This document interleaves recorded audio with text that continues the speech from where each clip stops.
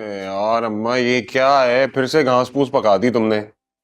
अरे शुक्र सबर करके ना ये खा ले जो कुछ भी है। नीचे से जाके चच्ची से कुछ ले आती, कम से कम जायका तो होता है उनके खाने में।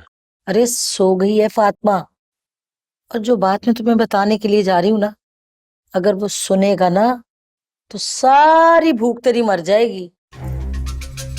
कौन सी बात है? 10 लाख रुपए मांग रही है फातिमा। हाँ? 10 लाख रुपए? किस बात के? क्या पता मुझे, क्या कोई चाल चल रही है। मैं समझा नहीं, कैसी चाल? वो यही देखना चाहती है कि हमारे पास कितना पैसा है, कितना नहीं, कितना आ रहा है, कितना जा रहा है। मतलब हवा में तीर छोड़ लिया। हवा में तीर छोड़ रही है या जो भी कर रही है, लेकिन कोई चाल जरूर चल रही है। चलने दो अम्मा, वैसे भी अब उनकी चालें चलने का वक्त खत्म हो गया। अब सिर्फ हम चाल चलेंगे, और मैं बहुत जल्द एक वैसे भी चाल चलने वाला हूँ, देखना तुम। क्या करेगा तू?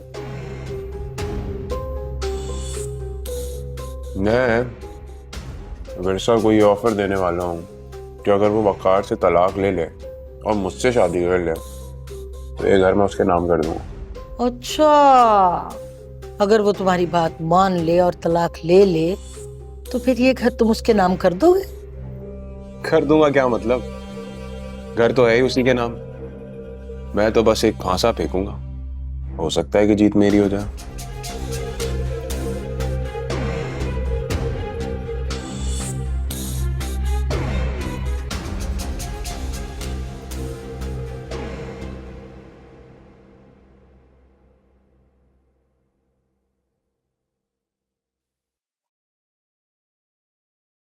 हाँ रख दो।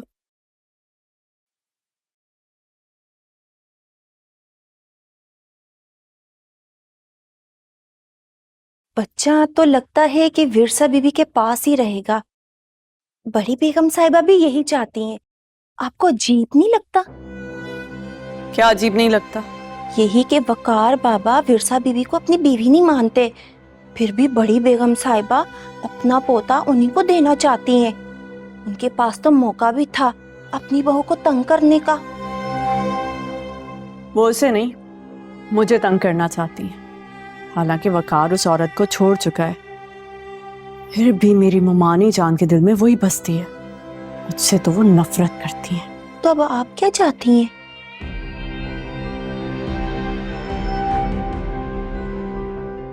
मैं क्या चाहती हूँ? मैं क्या चाहती हूँ? मैं इस घर की और इस घर में रहने वाले हर इंसान की हर बात ही चाहती हूँ।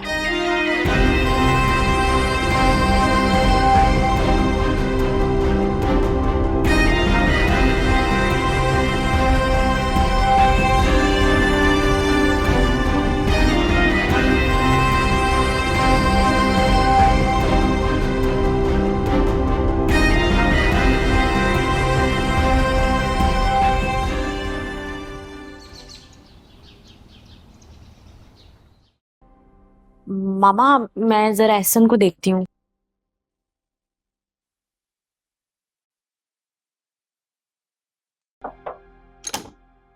अस्सलाम वालेकुम मामू जान। वालेकुम अस्सलाम। अरे मेरी भाजी है जुबे, बैठो बैठो बैठो, आओ आओ आओ। बेटा सबसे पहले ये बताओ कि क्या पियो, चाय या कॉफी? कॉफी। हाँ, 2 कॉफी भिजवा दो। बेटा वकार से मुलाकात हुई है? अगर कहो तो मैं उसे यहीं बुला लेता हूँ। नहीं, पहले मुझे आपसे बात करनी है, उसके बाद आपको ठीक लगे तो उसे बुला लीजिएगा। वो मामू जान, वकार और मुमानी जान फिरसा को फिर से अपने घर और अपनी जिंदगी में लाने की कोशिश कर रहे हैं। क्या ये क्या कह रही हो तुम? कहना क्या चाहती हो कि तुम्हारी मुमानी भी यही चाहती? क्यों? मुमानी जान ने आपको नहीं बताया? इसका जो जी चाहता है वही करता है, मुझे कोई बताता भी नहीं। आपको मैं देख चुकी हूँ, वकार से तो एक बात मनवा नहीं सकते। बेटा तुम फिक्र मत करो, नाहिद से और वकार से मैं खुद बात करता हूं, मैं ऐसा नहीं होने दूंगा। मुझे ऐसा लगता है मेरे डैड और आपके दरमियान शादी को लेकर जो डील हुई थी, वकार उस बात से इतना नाखुश है कि वो शायद इसी वजह से विरसा को तलाक नहीं देना चाहता। बाबा उस डेलीगेशन का इनको भाई अब मामा का एक मैसेज था, वही देने आई थी, यहाँ से बस तुम्हारे पास ही आ रही थी। बाबा वो ईमेल आपको फॉरवर्ड की थी, मिल गया आप?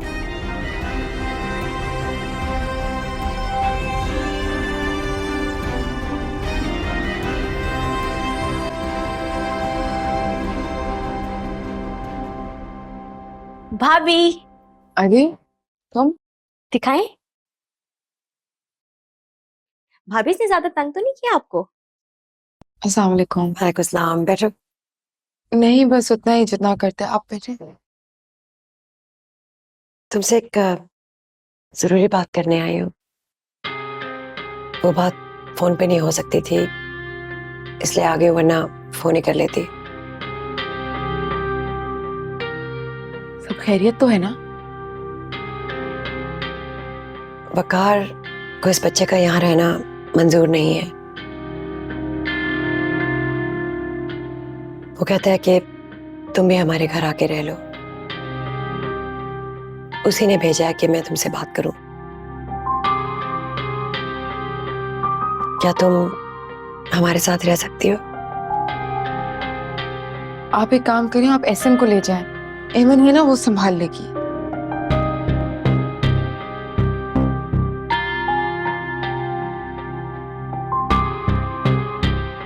बेटा ये इतनी मुश्किल सिचुएशन है, तुम भी समझती हो। एमन के लिए और एहसन के लिए और तुम्हारे लिए भी।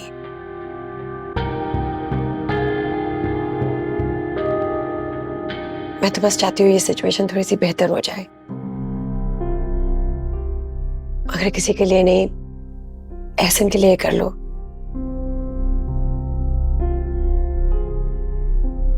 हमारे पास आके रह लो। प्लीज भाभी,